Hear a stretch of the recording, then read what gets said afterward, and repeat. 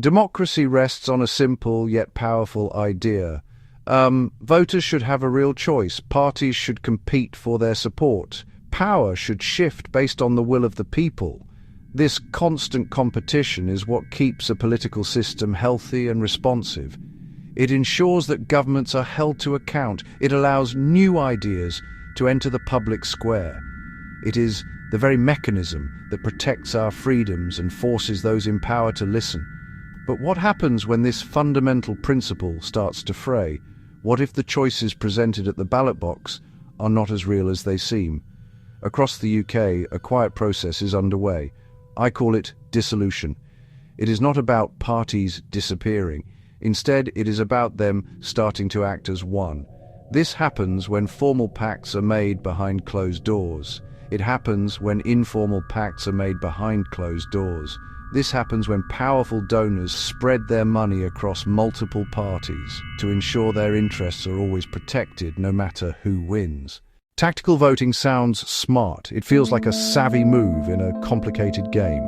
A voter looks at their local constituency. They see the party they truly believe in is polling in third place or fourth place. They are told that a vote for this smaller party is a wasted vote. Their single vote will not be enough to elect their preferred candidate, so they face a difficult choice. Do they stick to their principles and cast a vote that may have no impact on the outcome? Or do they switch their allegiance to the least bad option among the top two contenders, simply to block the candidate they dislike the most? This is the dilemma that thousands, if not millions of voters, face at every general election. It is a choice born of pragmatism, but it comes at a significant cost. Consider a short story. A voter in a coastal town has always supported the Green Party. She is passionate about environmental protection. She believes the major parties are not doing enough. The phenomenon of tactical voting does not happen in a vacuum. It is massively amplified by the UK's electoral system, first past the post. The rules of this system are simple. In each of the 650 constituencies, the candidate who gets just one more vote than any other candidate wins the seat. All other votes for all other candidates count for nothing. This winner-takes-all approach is what creates the concept of the wasted vote. If your chosen candidate does not come in first place, your vote has no direct influence on who represents your area in Parliament. This system inherently creates so-called safe seats, marginal seats. In a safe seat, one party has such a large and consistent majority that the outcome is a foregone conclusion. Voters for other parties in these areas know they have virtually no chance of affecting the result. Conversely, in marginal seats, the contest is very close. These are the battlegrounds where elections are won and lost. It is in these marginals that the pressure to vote tactically becomes most intense. Voters are told that their single vote could be the one that tips the balance, making the temptation to abandon a smaller party for a strategic choice almost irresistible. Let's look at a real example from a past election. In a constituency like Kensington, the Liberal Democrats might have a core of dedicated supporters.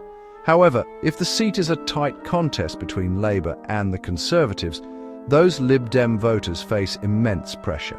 Campaigners from the larger parties will target them directly, arguing that a Lib Dem vote effectively helps the party they most want to defeat.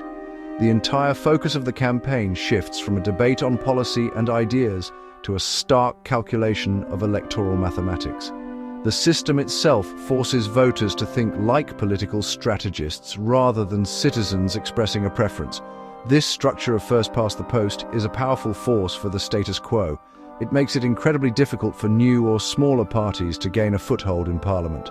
A party could win 10% of the vote spread evenly across the country and end up with 0 seats. This is because they are not winning a plurality in any single constituency.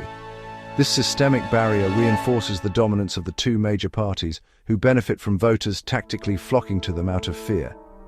It accelerates the dissolution of a truly plural political system, pushing it towards a functional two-party state regardless of how many parties are actually on the ballot paper. To truly understand why tactical voting and party pacts have become so entrenched, we can look at them through the lens of game theory. In game theory, a concept known as the Nash equilibrium describes a stable situation in a game where no player can gain an advantage by unilaterally changing their strategy, assuming the other players do not change theirs. In the game of UK politics, the players are the political parties, the major donors, and the voters. The current system has pushed them all into a Nash equilibrium of stagnation, where everyone acts strategically, and the result is a system that resists fundamental change. For the major parties, the equilibrium is clear. They benefit from the first-past-the-post system and the tactical voting it encourages. Their best strategy is to maintain the status quo. They focus their resources on marginal seats and encourage voters to see the election as a binary choice between them. For them, changing the system would be a risk. A move to proportional representation, for example, would likely reduce their seat count and force them into coalitions. For major donors, the logic is similar. Their goal is often to secure access and influence, protecting their business interests or ideological interests. The safest way to do this is to hedge their bets. By donating to more than one of the main parties, they ensure they have a seat at the table regardless of who wins. This cross-party funding encourages a convergence of policy, particularly on economic issues. A donor has no incentive to stop this practice alone. Their best strategy is to maintain influence with all potential winners. This leaves the voters. Trapped within this game, their most rational strategy, under the rules of first past the post, often becomes tactical voting. A voter might passionately want to support a new party with bold ideas for reform, but they see the major parties and donors locked in their equilibrium. They see the polls in their marginal constituency. Their best move to prevent the worst of the two main outcomes is to lend their vote to the lesser evil. And so, the voter's own rational choice completes the circle, reinforcing the dominance of the very parties they may wish to challenge. This is the Nash equilibrium of UK politics, a stable, self-perpetuating system where everyone acts logically, but the collective result is less choice and diminished democracy. When the incentives of tactical voting, party pacts, and cross-party funding all align, the result is the political phenomenon I have termed dissolution. This is the process by which a multi-party system begins to lose its competitive edge and act more like a single, unified entity on key issues. The lines between government and opposition blur. The vital function of holding power to account is weakened. This is not a formal conspiracy but an emergent property of a system where the key players find it more advantageous to cooperate quietly than to compete fiercely. This dissolution critically undermines the separation of powers, a principle famously articulated by Montesquieu. He argued that to protect liberty, legislative, executive, and judicial powers must be kept distinct. But when the main legislative parties engage in pacts or are beholden to the same set of donors, the legislature's ability to act as a check on the executive, the government, is compromised. Backroom deals on policy can be struck long before a bill is ever debated in the House of Commons. The opposition's role changes from one of scrutiny to one of managed disagreement, ensuring a stable environment for powerful interests. We have seen evidence of this throughout modern political history. Sometimes it is explicit, as with the Liberal Democrat and Conservative coalition, but more often it is implicit. Parties may develop an unspoken agreement not to campaign too hard against each other in certain seats held by senior figures. More subtly, a cross-party consensus can emerge on major economic or foreign policy issues, effectively removing them from public debate. When both the government and the main opposition agree on the fundamental direction of policy, voters who disagree with that direction are left with no viable alternative to vote for. This elite consensus blocks new ideas and prevents necessary reforms. Imagine a scenario where a majority of the public supports a radical new environmental policy. However, this policy is opposed by major industrial donors who fund both the Conservative Party, Labour Party. In a dissolved system, Neither party has an incentive to champion this popular policy. They would risk losing their funding and upsetting the established order. The policy, despite its public support, never makes it onto the main political agenda. This is how dissolution harms voters directly. It makes the political system unresponsive to their will and blocks the very competition that is supposed to deliver change. The trend towards dissolution is not irreversible, but it requires a firm and clear legal intervention to change the incentives that drive it. We cannot rely on the goodwill of political actors to reform a system that benefits them. The solution must be a structural one, embedded in law, to safeguard political pluralism for the long term. I propose a new piece of legislation, called Article X. It is designed to directly counter the forces of collusion and restore genuine competition. Article X, preservation of political pluralism and prohibition of collusive practices. Donation restrictions. No individual, no corporation, no entity shall donate to more than one registered political party within a 5-year period. Violations. Fines equivalent to triple the donation amount and disqualification from public contracts for 10 years. Ban on electoral pacts. Political parties are prohibited from entering formal or informal agreements to withdraw candidates, share resources, or coordinate campaigns in specific constituencies. Such pacts are anti-competitive. Penalties include party deregistration for repeat offences and personal fines for leaders up to £500,000. Regulation of tactical voting promotion. Parties, campaigns, and media shall not promote or disseminate materials encouraging tactical voting, for example, bar charts implying wasted votes. Violations incur fines up to £1 million per election cycle. Voters' private choices remain free, but public inducement is restricted to preserve sincere expression. Consensus oversight. On policies affecting fundamental rights or the economy, for example immigration, environment, cross-party agreements require a public referendum if opposed by 20% of members of parliament to prevent elite dissolution of debate. Enforcement. An independent political integrity commission shall monitor compliance, with powers to investigate and impose sanctions. Appeals lie to the Supreme Court. The logic behind each clause is straightforward.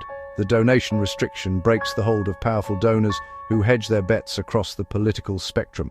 It forces them to make a choice, thereby fostering genuine policy differences between parties. The ban on electoral pacts makes it illegal for parties to carve up the country behind the scenes, forcing them to compete openly for votes in every constituency. Regulating the promotion of tactical voting aims to shift the focus of campaigns back to policy and persuasion, rather than fear-based electoral mathematics. It protects a voter's right to choose sincerely, free from coordinated public pressure. Finally, the consensus oversight mechanism is a crucial democratic safeguard. It ensures that when the major parties agree on a huge issue, they cannot simply impose their will if there is significant dissent. It forces them to make their case directly to the public in a referendum, preventing elite stitch-ups on topics of fundamental national importance. Enforcement by an independent commission is key to ensuring these rules have teeth. This is not about controlling thought or punishing voters. It is about regulating the anti-competitive behavior of powerful political and financial actors to create a level playing field. The reference to the monarch's reserve powers from the brief is omitted, as it sits uneasily with modern UK constitutional practice and the goal of democratic accountability. The health of a democracy should not be measured by the number of parties on a ballot paper, but by the vibrancy of the competition between them. When tactical voting, driven by a winner-takes-all electoral system, becomes the norm, that competition dies. When parties make quiet pacts and accept money from the same wealthy donors, the illusion of choice can mask a reality of collusion. This process of dissolution, where distinct political forces merge into a single, power-preserving bloc, is the greatest quiet threat to the future of UK democracy. It fosters cynicism, stifles debate, and leaves voters feeling powerless. The current system has created a political game where the most logical move for every player, voter, party, donor, is to act in a way that ultimately diminishes the democratic process. This is a stable but deeply unhealthy equilibrium. It prioritizes the stability of the powerful over the will of the people. Voters are forced to choose not who to vote for, but who to vote against. Parties are incentivized to become more alike, chasing a narrow band of swing voters in marginal seats rather than representing a broad spectrum of beliefs. This is a recipe for political stagnation, not progress. A legal framework like the proposed Article X is not a panacea, but it is a necessary first step. It seeks to change the rules of the game itself. By making collusion costly, breaking the link between big money and multiple parties, protecting the space for sincere voting, it reintroduces risk and reward into the political contest. It forces parties to win support based on the merit of their ideas, not on backroom deals or strategic calculations. It creates an environment where new and smaller parties have a fairer chance to compete, ensuring a wider range of voices can be heard in the halls of power.